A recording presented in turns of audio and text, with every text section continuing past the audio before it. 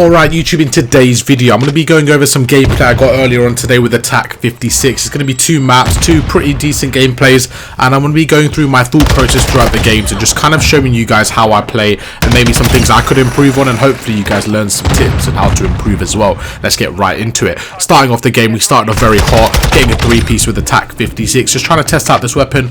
Overall, it's pretty fun to use, especially at that long range gunfights. It's just very satisfying when you take those people off those head glitches. It's not got a lot of recoil, but it's not as good as the M4 at close range, which is good because, you know, it's an assault rifle and the M4 was a bit of a do-it-all gun. In my opinion, the best meta possible for the CDL will probably be like one flex gun, maybe if they nerf the M4 a bit, one AR, more long range like the TAC 56, and then two Baznegs. I think it'll play so well, and it'll allow the flexes to kind of go up against each other with their weapon, but you know, it doesn't really work like that because of balancing. Like right now, the M4 is so good that, you know, there's no point running Attack 56 if the M4 is in the meta.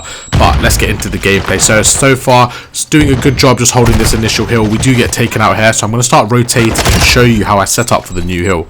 So with 14 seconds left here, my goal is pretty clear. I want to stop the opponents from pushing this right hand lane. What I do is I set up on this head glitch, we manage to take out one, we see a guy on top and we take out the second. Now right here, I know that the last guy's on top here, but I actually played this poorly. Instead of pushing him here, although I did get the kill, I did not play this well. The reason why I play this poorly is because you're going to see right here, the team on the left already pushed through and managed to take me out. Ideally, in that situation, I should have rotated maybe 5-10 seconds earlier. As soon as I got the double kill, I should have backed off and held my left lane. Because what that allowed the opponents to do is push up and essentially get map control, although we got 3 down. So you have to be very careful when you play aggressive and when you play passive. And it's just stuff like that, the game awareness. Once you realize what you're doing, you allow you to work on it and improve. There's a guy in this little box here. I'm just going to pre him. I know he's going to push me. We managed to take him out. My teammate's got the hill, so I just see him die. So I'm going to go for the trade here. He managed to get some good shots there. Hold up, pre him, and managed to take him out. So right here, there's no point me going on the hill and just dying and throwing my life away because my teammates aren't there yet. So instead, what I'm going to do is kind of hold the angles and make sure they don't get the time. I'd rather me not get the time and them not get the time than just kind of throw my life for an extra 1 or 2 seconds.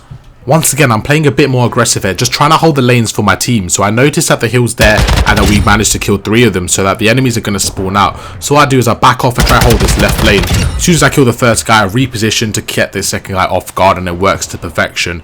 Right here, because we got about 30 seconds left, I'm trying to push out.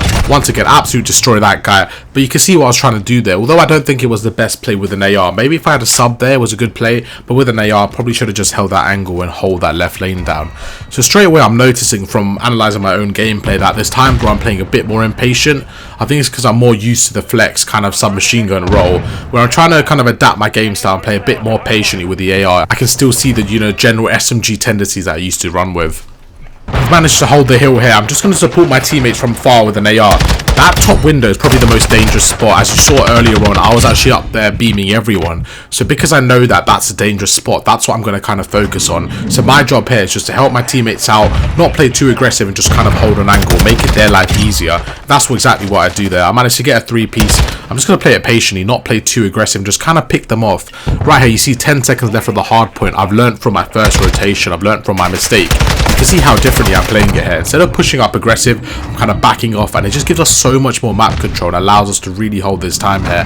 So my teammate's in the hill, so my job once again is to support him and lock down the lanes. Unfortunately, my teammate does die from behind, so right now I'm not going to watch one lane. I'm actually going to be very useful and be literally like a sentry gun, just rotating between the left lane and the middle lane, just kind of holding down these 2 angles, making sure no one can push through. Even if I don't actually get the kill, as long as I can put a bullet or 2 into the enemies, it will help out. So right there, the guy got the flank on me. Not really my fault there, as my teammate was watching it, but we did manage to get a good time there. So with 24 seconds left, I can see my teammates all going to ult. I'm just going to rotate and try to get ahead of the rotations and maybe set up for the new hard point. So looking at the minimap, my team are actually on a very good pinch here. So instead of playing patient, I'm going to go help them out, play a bit aggressive here. Because the more numbers we have, the better. Right here, I got the first blood. So there's no point playing patient. I might as well help my team. And just like that, we pick up the 3-piece. I think I played that very well there.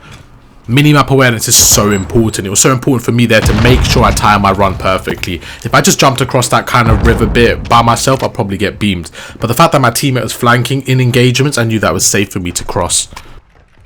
Now that I'm playing in the hill, I decided to pick up the Vaznik. It gives me the ability to use a gun short range and also long range. I've got the Scar in my back pocket and the Vaznik. Right here, I'm watching my teammate. You can see he just died on the stairs. So straight away, my first instinct, because there's no minimap, you have to kind of predict where the enemies are going to be. Because my teammate died on the stairs, I just assumed he'll be upstairs. And that's exactly what happened and allowed me to get the kill.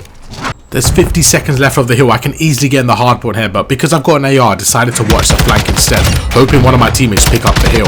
This allows me to get some really good positioning. Right there, I get the 2-piece, and I noticed my team still aren't on the hill, so I have to time it perfectly. I'm not going to just sit there wasting time, so I get on the hill, and just like that, as you always do, your teammates come and flood the hill just when you don't want them to. But ideally in that situation, I would hold the rock right there, my teammates would get on the hill and kind of soak the time. But you have to remember, it's not necessarily like the old CODs where there was kind of a row and there was a hill and there was a slayer. It's more kind of everyone does a bit of everything and you have to learn to adapt. So right there, I wasn't going to be stubborn and just not get in the hill because my mindset was I'm not getting in the hill there. You always have to adapt and just see what works in that situation. Looking at the score and the time left, we can definitely win on this hardpoint, so I'm going to do what I did earlier and just kind of set up and make sure I'm watching over my team. On the right hand side, I noticed my teammate does push out and does die from the door, so instead of pre-aiming the window, I'm going to pre-aim the door, and now my other teammate dies to the left. So I go and make sure I get that trade, and right here, straight away I noticed my minimap that the spawns did flip, so I did turn around. It was a really good play, but unfortunately I missed my shot, and just like that we managed to get the victory. Absolutely frying the lobby, going 31-11. Onto map 2 now, and straight away my initial reaction is to make sure I get that first kill from the spawn. So I get my knife out, I'm going to take out the first guy. Straight away I saw about 2 or 3 people, so I'm expecting one to cross through the middle of the map, playing it patiently. He doesn't actually cross, but on the left hand side of my screen I can see the yellow little icon going off, which means they're on B. And just like that we take out 3 and the last guy's on A. So we're going to push through. I'm expecting him to be on that little head glitch area. I think I see him in the van here. I'm going to play it slow, chuck a grenade. Unfortunately I get caught bad time in there, but we managed to get the trade. Looking back at it, I probably should have chucked the grenade when I was behind that little box there, maybe jumped and chucked it. I think that would have been a much better play. We're in the second round of control here. The first round was pretty boring. We managed to win quite convincingly, but this is where things really turn up here. So I get the 4th guy there while my teammates get the other 3, and right here my initial reaction is to get the positioning and help my teammates on A. I get flashed, but I managed to kill the guy. So right here on my minimap I can see my team looking to the left, so I decide to hold the middle lane down, and look what happens. I get the first guy, but I do not let go of my pre-aim. I know that they're going to have to rush this middle lane. So right there, we get the second guy, and again, hold my pre-aim to the left. As soon as I finish my kill, I recenter to where I think the opponents are going to be. And just like that, we managed to get a quad feed and take out the whole team. That wasn't anything spectacular. There was no fancy movement. It was literally just holding a head glitch with an AR, but making sure I knew where the enemies were going to come from and using my intel to my advantage. Both my teammates were holding down that left lane, so I gave them enough trust. I didn't just overstack it and hold it with them. I held the middle for them and it worked out to a treat, getting a 4-piece and holding that A control site. So right here, I don't think I played this perfectly, but I think my teammates definitely could have helped me. They got 3 down, so in my head, I thought they're going to jump on the hill and I'll kind of watch this side for them and basically lock down the hill. But they didn't do that. They started roaming around middle map and they put me in a very vulnerable position. So instead of backing off here, I decided to kind of play my life and just hold this side of the map. We managed to take out 1, and this is where I start using my cover to my advantage. Really good slap onto the guy there. Almost killed me. I'm absolute one-shot. Just going to take out the M4 from my back pocket and kind of use his box to my advantage. I sit on the head glitch and I take out the sniper, and I do get traded. But as you can see, there's only 5 lives left. So I decided to prioritize the kind of kills here over the time because I've only got 5 lives. As soon as we get 1 kill, they're all on their last life. So depending on how the round was going, I think in that position though, I should have maybe sat on the hill and let the enemies come to me. But I honestly thought that my teammates would kind of stack the hill and I'll just hold their spawn. But it didn't work out like that. Now, although we have a life advantage that we do not have much time left, and with 30 seconds left and all my teammates dying, things were starting to panic right here.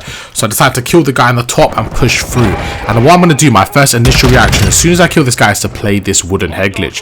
This is such a good head glitch, one of the best head glitches on the game. I could just move around left and right. We take out that guy by repositioning, and just like that, we get the victory in the second round. Well, actually, I say that, we do get streaked, but my teammates managed to finish off the round and get the victory. Right here, I'm prioritizing A. I really don't want the enemies to get A because that's when things can get messy. So I pre-aim the left lane and take the guy out. And now I can see someone on A. So while he's shooting my teammates, I managed to get some really crisp shots there and take out the guy.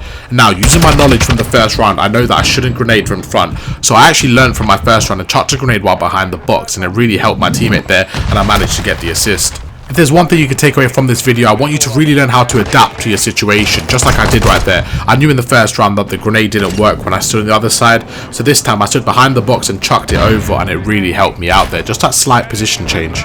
With 5 seconds left, the game is over and we win the game 3-0. Let me know what you guys think down in the comments. If you enjoyed the breakdown, if you learned anything new, maybe if you have any suggestions for the future, let me know down in the comments. If you did enjoy, make sure to drop a like, and I'll see you guys in the next video.